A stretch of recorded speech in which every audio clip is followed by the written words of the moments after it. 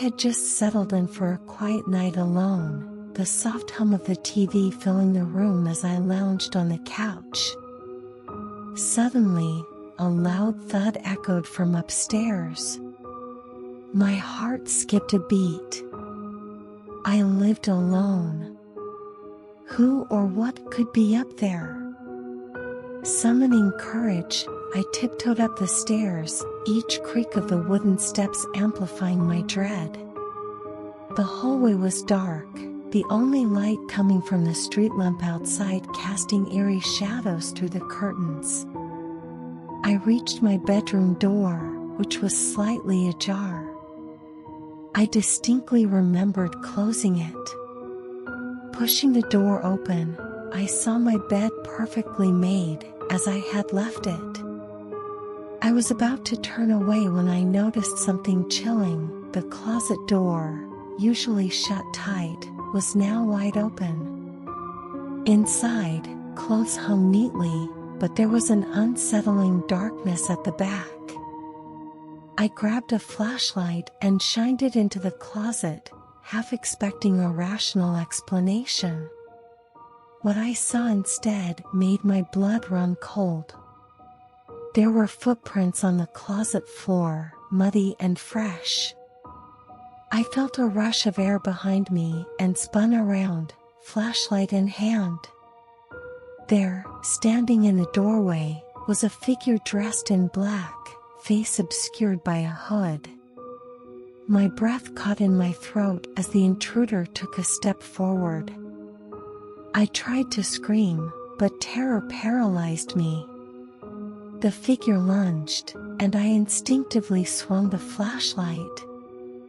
It connected with a sickening thud. I scrambled past the fallen intruder, bolting down the stairs and out the door. I called the police from a neighbor's house, my hands trembling. When they arrived, they found no one. Just those muddy footprints and the flashlight, abandoned in my flight. I never found out who or what had invaded my home that night, but the fear of it still lingers.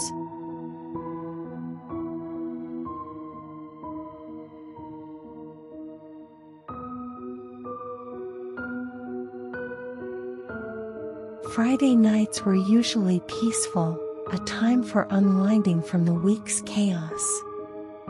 That particular night, I had just made myself a cup of tea and settled into my favorite armchair. The house was silent, save for the occasional creaks of an old structure. Suddenly, the TV screen flickered to life, static filling the room with a harsh, buzzing sound. I frowned, grabbing the remote to turn it off, but the screen stayed stubbornly lit. Irritated, I unplugged the TV. The static continued. Panic set in. I stared at the screen, transfixed, as an image began to form amidst the static. It was a dark room, lit by a single, swinging bulb. My breath caught when I realized the room on the screen was my basement. A figure emerged from the shadows on the screen, slowly moving towards the camera. It was a tall, gaunt man with hollow eyes and a sinister grin. My heart raced as I recognized the dusty shelves and old furniture behind him. He was in my basement.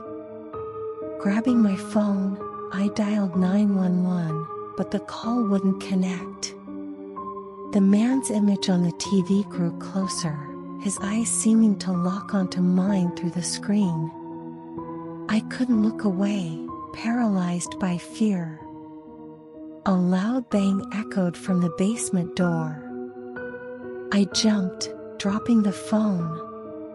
The banging grew more insistent, as if someone or something was trying to break through. I had to get out. I raced to the front door, only to find it locked, the key missing from its usual spot. The banging stopped. silence fell. I turned back to the TV, dreading what I might see.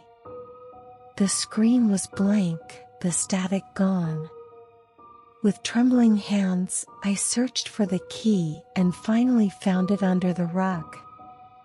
I fled the house, not daring to look back. The police found no sign of forced entry or anyone in the basement. They chalked it up to a prank or hallucination, but I knew better.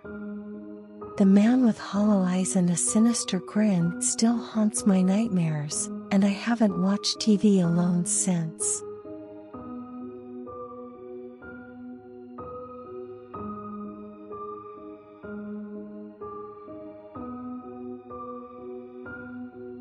Living alone had never bothered me until that night. I was working late in my home office, the only sounds being the ticking clock and the rustling of papers. Just as I was about to call it a night, I heard it, a faint whisper, barely audible, coming from the walls. At first, I thought it was my imagination or perhaps a draft. But then, the whispering grew louder, more distinct. It was as if someone was speaking right behind the wall, their voice urgent and frantic. I pressed my ear to the cold plaster, trying to make out the words. "Help me, trapped, can't breathe." I recoiled, heart pounding. Who could be in my walls? I grabbed a flashlight and checked every room, searching for any sign of an intruder. Finding nothing, I returned to my office, only to hear the whispers again, more desperate this time. "Please, help." Convinced that someone was in serious trouble, I called the police. They arrived quickly, searching the house from top to bottom. They found no one, and the whispering had ceased. They left, probably thinking I was crazy. Alone again, I sat in silence, waiting. Hours passed, and just as I was beginning to relax, the whispering resumed, now sounding pained and sorrowful. I couldn't take it anymore. Grabbing a hammer, I started to knock holes in the wall, desperate to find the source. What I discovered still haunts me. Behind the plaster was an old, bricked-up doorway, covered in dust and cobwebs. And there, crumpled on the floor, was an ancient, tattered diary. I opened it, the pages filled with desperate pleas for help. The whispers stopped, replaced by an eerie silence. I sealed up the wall, but the memory of that voice and the diary's chilling words remain. Every creak of the house now sounds like a whisper, a reminder of the restless spirit forever trapped within my walls.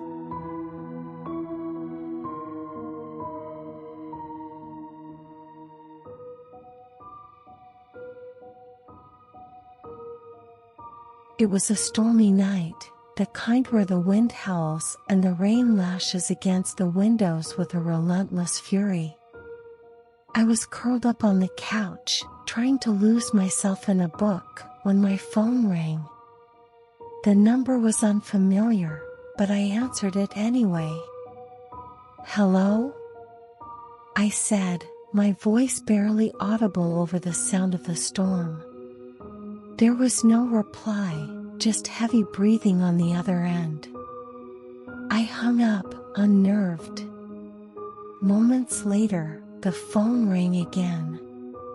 This time, the voice was clear, a whispering, sinister tone that sent chills down my spine. "I'm watching you," it said. I hung up and checked the locks on all the doors and windows, my heart racing. Who could be calling me? And why? I tried to calm myself, telling myself it was just a prank. But the phone rang again.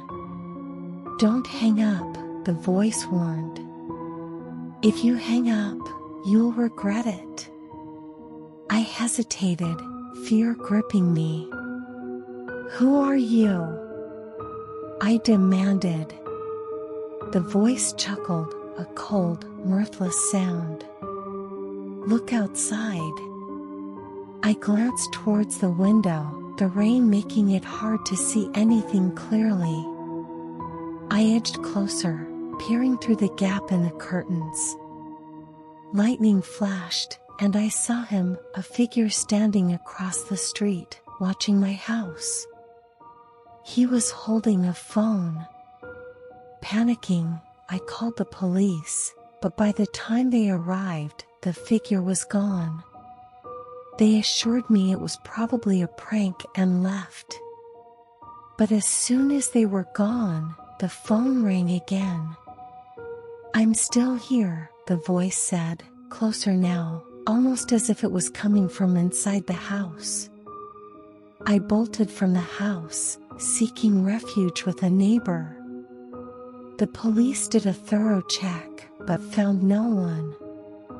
The call stopped after that night, but I never felt safe in my own home again. Every time the phone rings, I feel a pang of fear, wondering if the phantom caller will return.